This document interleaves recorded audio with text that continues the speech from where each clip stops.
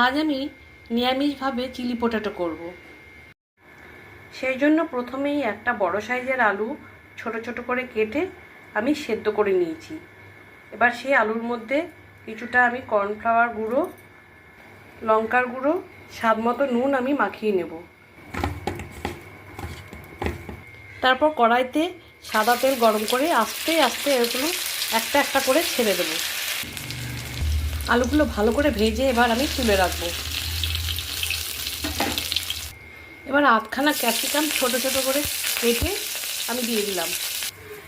একটা জায়গায় আমি 2 চামচ টমেটো সস আর 2 চামচের থেকেও কম আমি সয়া সস নিয়ে নিয়েছি, আর একটুখানি শুকনো লঙ্কার গুঁড়ো দিয়ে দিলাম। আপনারা চাইলে গোলমরিচ গুঁড়ো দিতে পারেন।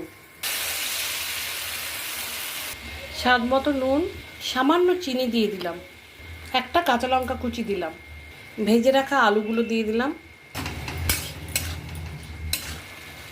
আমার নিরামিষ চিলি পটেটো একদম রেডি। এবার আমি নামিয়ে নেব।